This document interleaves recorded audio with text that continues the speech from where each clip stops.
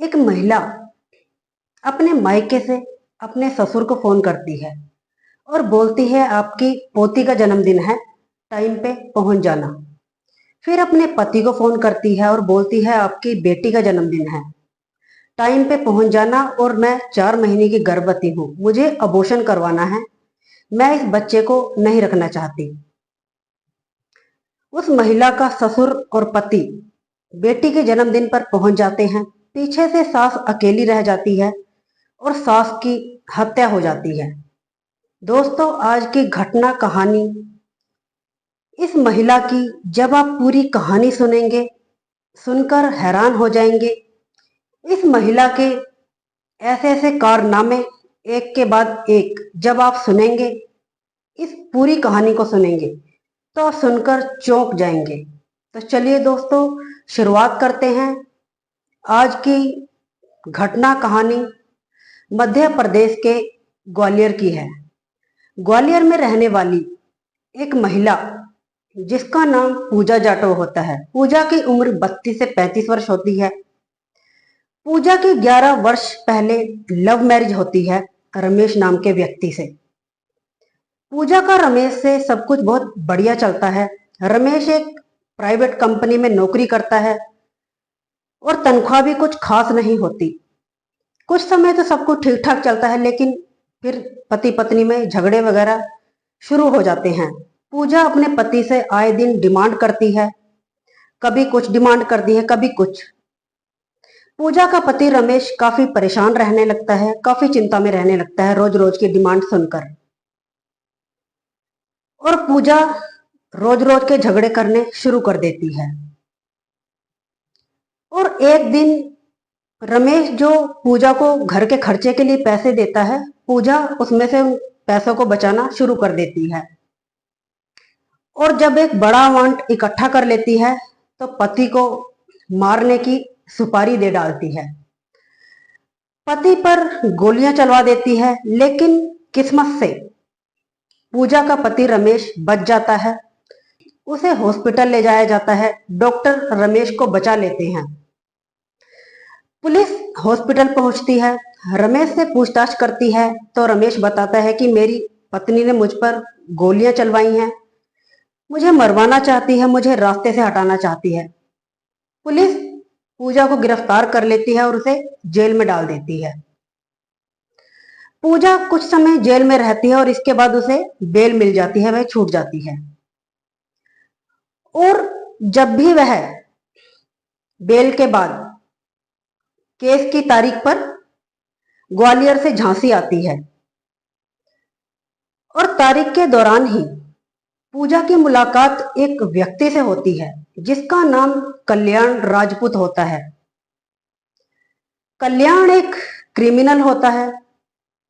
पूजा जब भी तारीख पर आती है वह कल्याण से मिलती जुलती है। कल्याण के ऊपर 5 से 6 केस चलते हैं, चोरी डकैती,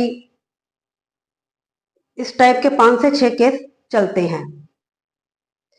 पूजा और कल्याण एक दूसरे के नजदीक आने लगते हैं, दोनों में नजदीकियां बढ़ने लगती हैं और एक दूसरे को प्यार करने लगते हैं। 6 महीने यह बातचीत ऐसे ही चलती है और फिर दोनों ही लिविंग में रहना शुरू कर देते हैं झांसी में। 6 साल तक दोनों साथ रहते हैं। और जो पूजा के ससुराल वाले होते हैं वह पूजा को धर्म के चलते अपनाते नहीं, तो कल्याण पूजा के साथ बाहर एक फ्लैट लेकर रहने लगता है। लेकिन इस 6 साल में सब कुछ बढ़िया चलता है, लेकिन पूजा को कोई औलाद नहीं होती। और एक दिन कल्याण का एक्सीडेंट हो जाता है और एक्सीडेंट के दौरान वह गुजर जाता है। पूजा अकेली पड़ जाती है। उसके ससुराल वाले पूजा को साथ में रहने की बात करते हैं, लेकिन पूजा साथ में रहने से इनकार कर देती है। पूजा का जेठ संतोष और उसका ससुर अजय पूजा को काफी समझाते हैं, काफी मनाते हैं साथ में रहने के लिए, लेकिन पूजा मना कर देती है। और जो पूजा के ससुराल वाले होते हैं वह खर्चा देने से भी मना कर देते हैं, लेकिन पूजा के पास कोई रास्ता नहीं होता और वह अकेली पड़ जाती है। फिर अपने ससुराल वालों के साथ ही रहना शुरू कर देती है। धीरे धीरे पूजा और उसका जेठ संतोष दोनों में ही नजदीकियां होनी शुरू हो जाती हैं। एक दूसरे के करीब आते हैं। दोनों ही एक दूसरे को प्यार करने लगते हैं और जेठ संतोष पूजा से शादी कर लेता है। पूजा का जेठ संतोष पहले से ही शादीशुदा होता है। उसकी पत्नी का नाम नगीना होता है और एक बेटी होती है। सब कुछ बढ़िया चलता है। इसी शादी के दौरान पूजा को एक बेटी होती है और एक दिन पूजा की अपनी सौतन से, नगीना से, काफी दोनों में लड़ाई झगड़ा हो जाता है। लड़ाई होने के बाद पूजा अपने मायके ग्वालियर चली जाती है अपनी बेटी को लेकर, और यहाँ संतोष की पत्नी भी अपने मायके चली जाती है लड़ाई झगड़े के चलते। संतोष पूजा को काफी बुलाता है वापस, लेकिन पूजा आने से इनकार कर देती है और अपना खर्चा वगैरह मांगती है। तो ससुराल वाले बोलते हैं कि साथ में आकर रहो, लेकिन पूजा साथ में आने से मना कर देती है और पूजा बोलती है कि कल्याण के हिस्से की जो जमीन है मुझे वह दे दो और मेरा गुजारा होता रहेगा मेरी बेटी के साथ। पूजा का ससुर अजय और उसका जेठ संतोष दोनों ही इस बात के लिए तैयार हो जाते हैं, मान जाते हैं। लेकिन कहीं ना कहीं पूजा की सास सुशीला देवी इस बात से इनकार कर देती है और बोलती है कि जितनी भी जमीन है, जायदाद है, सारी प्रॉपर्टी मेरे ही नाम है और मैं अपने होते हुए, जिंदा होते हुए, मैं इस जमीन का हिस्सा नहीं करूंगी।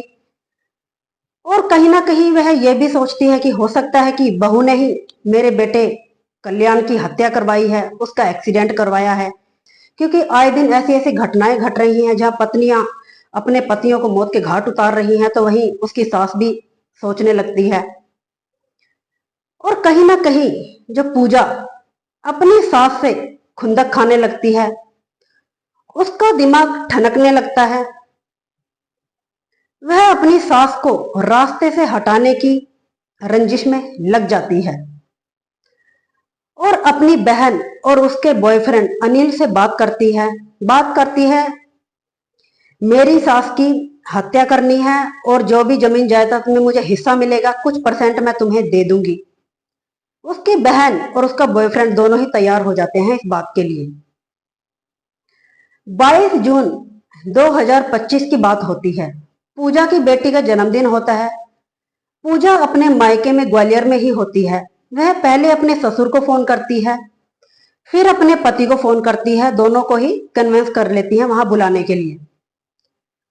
और यहाँ अपनी बहन से बात करती है, उसके बॉयफ्रेंड से बात करती है और उन्हें अपने घर भेज देती है। और जैसे ही पूजा की बहन और उसका बॉयफ्रेंड बाइक पर आते हैं और आते ही पूजा की सास सुशीला देवी से झगड़ा करने लगते हैं।